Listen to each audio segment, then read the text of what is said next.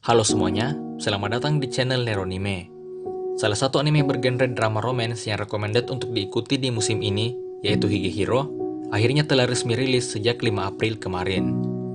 Anime ini bercerita tentang si MC yang dikenal dengan nama Yoshida, bertemu dengan seorang gadis SMA yang bernama Ogiwara Sayu. Setelah terungkap bahwa Sayu ternyata telah pergi dari rumahnya, Yoshida mengizinkannya untuk tinggal sementara bersamanya. Nah, pada video kali ini, saya akan membahas dan menceritakan masa lalu Sayu, yang dimana masa lalu Sayu ini bisa dibilang kelam, dan mengapa ia pergi dan kabur dari rumahnya. Sebelum masuk ke pembahasan, buat kalian yang belum subscribe, jangan lupa untuk subscribe channel ini, agar kalian mendapatkan informasi yang menarik lainnya seputar anime yang bersumber dari manga maupun light novel. Oke, langsung aja kita mulai pembahasannya.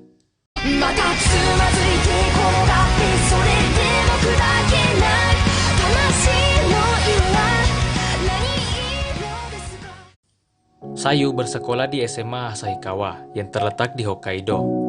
Sejak pertama kali Sayu masuk SMA, yaitu pada tahun pertamanya, Sayu tidak memiliki satupun teman, dan ia selalu menyendiri. Bahkan tiap makan siang, Sayu biasanya hanya makan sendirian di atap sekolah.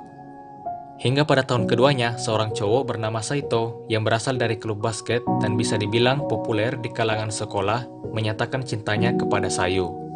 Namun, Sayu menolaknya dengan mengatakan bahwa ia tidak mengerti apapun persoalan cinta. Penolakan Sayu ini diketahui oleh banyak gadis lain, terutama oleh 3 orang gadis yang akrab dengan Saito. Dan karena Sayu telah menolak Saito ini, ia pun dibenci dan dijauhi oleh gadis-gadis tersebut. Suatu hari, saat Sayu sedang menyendiri di atap sekolah seperti biasanya, seorang gadis lain menyapanya dan mengaguminya. Ia mengatakan bahwa ia selalu memperhatikan Sayu selama ini.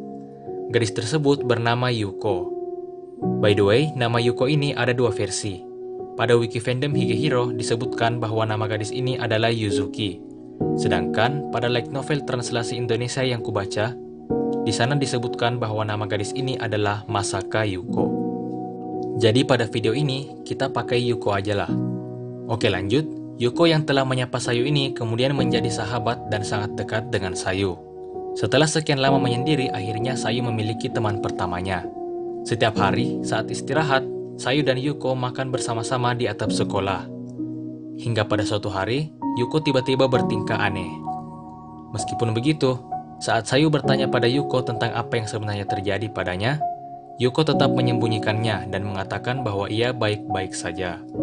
Saat Sayu dan Yuko berada di atap seperti biasa, Yuko kemudian pergi ke WC.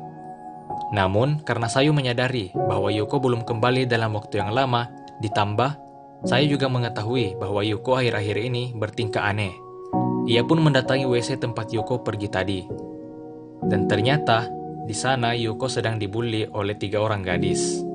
Gadis yang membuli Yuko ini adalah gadis yang sama dengan yang membenci Sayu.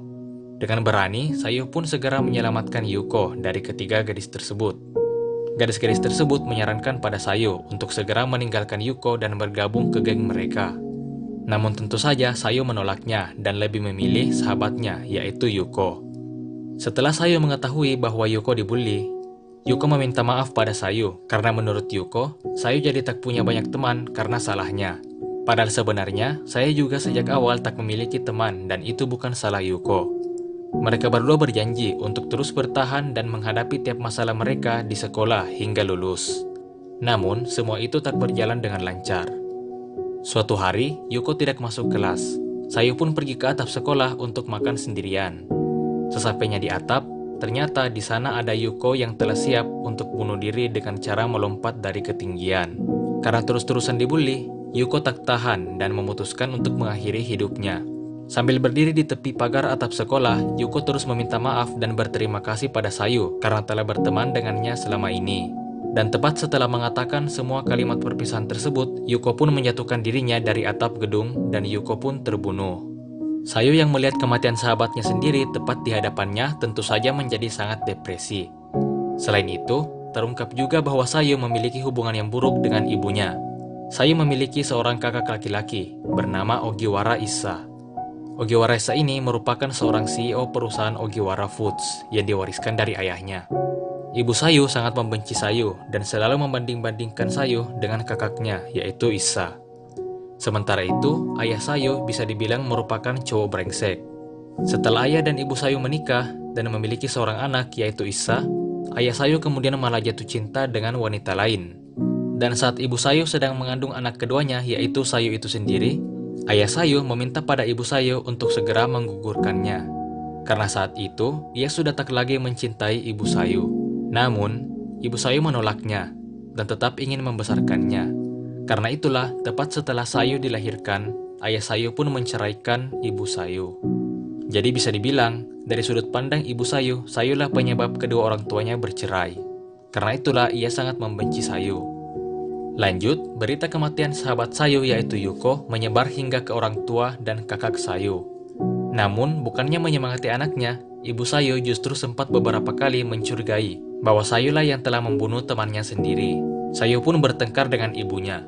Karena mendapat tekanan dari kematian Yuko sekaligus keluarganya, Sayu pun memutuskan untuk pergi dari rumahnya.